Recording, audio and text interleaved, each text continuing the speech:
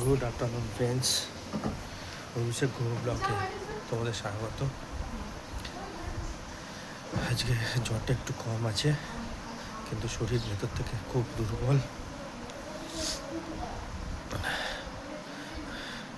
আজকে চেস্ট পেনটা নেই, কিন্তু ভেতর থেকে পুরো উইকনেস রয়েছে। দম ফেলতে খুবই কষ্ট হচ্ছে, ঠান্ডা লেগে রয়েছে। তোমরা কথা বলার ধরন এবং চোখ মুখ থেকে বুঝতেই পারছো।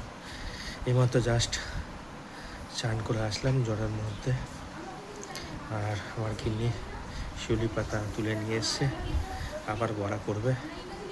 জ্বরের মুখে শিউলি পাতা বড়া খেলে বা শিউলি পাতার রস খেলে জ্বর অনেকটা কমে যায়। তার জন্য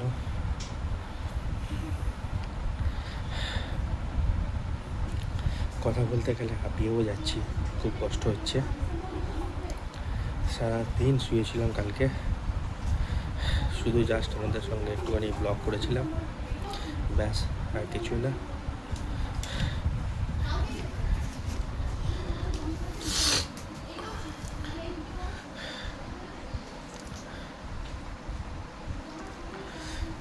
ফ্রেন্ডস, আমি তো অনেকদিন থেকে ভিডিও করছি, চেষ্টাও করছি তোমাদের মনের এনজয় দেওয়ার জন্য, এবং তোমরা আমাকে সাবস্ক্রাইব করছো না, ফলো করছো না। ভিডিওটা যদি একটু লাইক কমেন্ট শেয়ার করো, তাহলে তোমাদের কাছে আমি অনেক বেশি উপকৃত হব। কেননা আমার ছেলের একটা স্বপ্ন আছে, সেই স্বপ্নটা আমি পূরণ করতে চাই। সেটার জন্য তোমাদের একান্তই আশীর্বাদ এবং ভালোবাসা খুবই প্রয়োজন। তোমাদের ভালোবাসা আশীর্বাদ ছাড়া আমার এই স্বপ্ন পূরণ হবে না।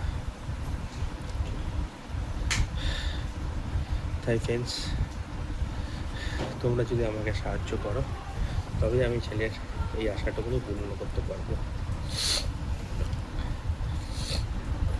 রিসেন্টলি আমার ছেলের চোখটা খারাপ হয়েছে, তার জন্য ডাক্তার দেখিয়েছি। ওর চোখের পাওয়ারে চশমা নিচে দেখো। শোনা, বালিশটা নামা, দেখো -6-এর উপর পাওয়ার দুটো চোখে। আবার এই 14 তারিখে আবার অ্যাপয়েন্টমেন্ট করেছি, 14 সেপ্টেম্বর আবার দেখাতে নিয়ে যাবো ওকে কলকাতাতে। 2 মাস পরে যেতে বলেছিল, কিন্তু আমি যে কাজ করি সে কাজে যে স্যালারি পাই সম্ভব না যে যখনই ডাক্তার বলবে। আমি বলেছিলাম 2-3 মাস বা 2.5 মাস, 3.5 মাস পর আমি যাবো। আমি বলেছি ঠিক আছে, কিন্তু প্রায় 3.5 মাস পর আমি আবার ডাক্তার দেখাতে নিয়েছি ছেলেকে। তাও তো এই মাসে আমি শরীর খারাপের জন্য ডিউটি যেতে পারছি না, ছুটির পর ছুটি হয়ে যাচ্ছে। জানি না কোথা থেকে কী করবো ফ্রেন্ডস, আর কথা বলতে খুবই কষ্ট হচ্ছে ফ্রেন্ডস। আজকে ভিডিও এই পর্যন্ত, পরে অভিষেক ব্লগে তোমাদের সঙ্গে কথা হবে।